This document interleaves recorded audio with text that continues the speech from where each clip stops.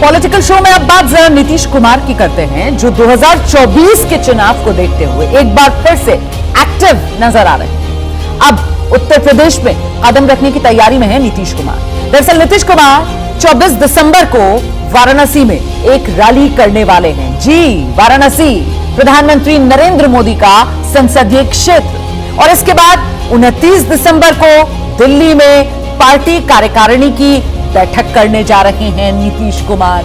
तो यहीं से अब सवाल बड़ा हो रहा है कि नीतीश कुमार आखिर 24 को लेकर सपना क्या सजो रहे हैं। नीतीश रैली के लिए वाराणसी का रुख कर रहे हैं, जिसे लेकर केंद्रीय मंत्री गिरिराज सिंह ने नीतीश कुमार को अब चुनौती दे डाली है। सुनिए।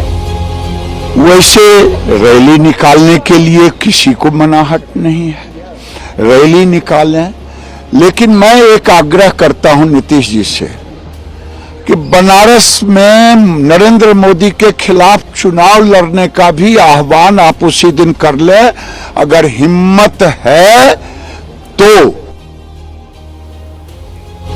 गिरिराज सिंह को आप सुन रहे थे और ऐसे में सवाल बड़ा हो जाता है, नीतीश का ड्रीम दिल्ली यूपी पूरा करेगा क्या विजय जी? नीतीश कुमार जी की इच्छा है कि वो, क्योंकि एक भारत में ये कहा जाता है अक्सर पॉलिटिकल सर्कल में कि भाई प्रधानमंत्री बनने लखनऊ से यूपी से होता है, तो नीतीश कुमार जी को भी लग रहा है कि यूपी से आया जाए। और वो वाराणसी से तो नहीं लड़ेंगे, लेकिन फूलपुर या कुछ और सीट्स पर उनकी चर्चा चल रही है कि अखिलेश यादव से भी उनकी बात चल रही है, तो वो उसकी कोशिश करेंगे।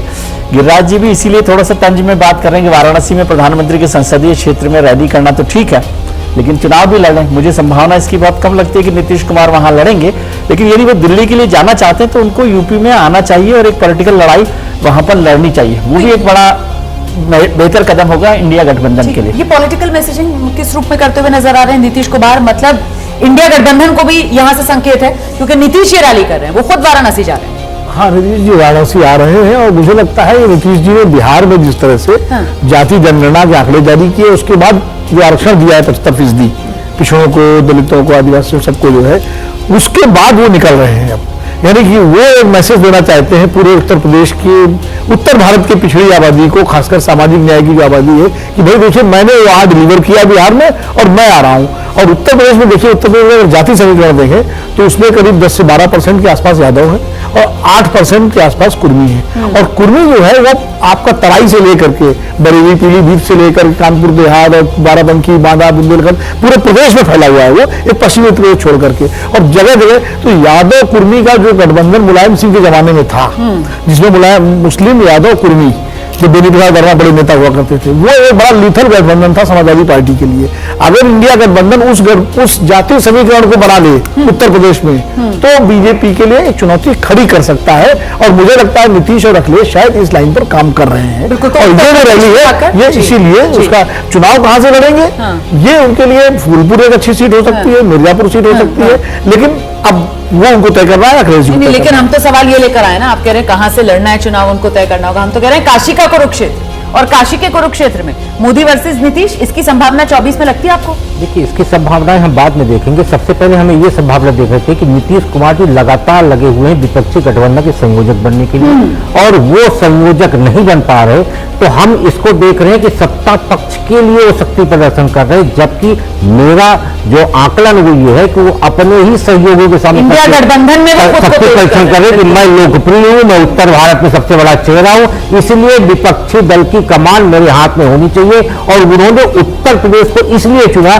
क्योंकि राजनीतिक रूप से उत्तर प्रदेश से ज्यादा उर्वरा जमीन कोई नहीं हो सकती, और बिहार तक वो सीमित नहीं है। इससे साफ संदेश जी सहमत हूँ कि वो विपक्ष के से ज्यादा इस समय जो इंडिया गठबंधन के, जो खासकर उनका विरोध जो है ममता जी ने किया था, जब संयोजक बनाने की बात हुई थी मुंबई की बैठक में उनको लेकर के, तो जैसा कि खबरें आई सूत्रों के अनुसार, वो एक ताकत दिखाना चाहते हैं कि अगर उत्तर भारत में बीजेपी को हराना है तो बिना नीतीश कुमार को आगे किए तो मुमकिन नहीं है। इसलिए वो एक दबाव अपने इंडिया गठबंधन के सहयोगियों पर भी इस रैली के माध्यम से, इस कवायद के माध्यम से डालना चाहते हैं। आइए दबाव। और अगर वो उनको बनना है नेता और वो दबाव डाल रहे हैं तो ये तो जायज दबाव है। और मेरे ख्याल से इस तरह के दबाव अगर आप एक लोकतांत्रिक गठबंधन बनाते हैं तो उसमें स्वाभाविक है।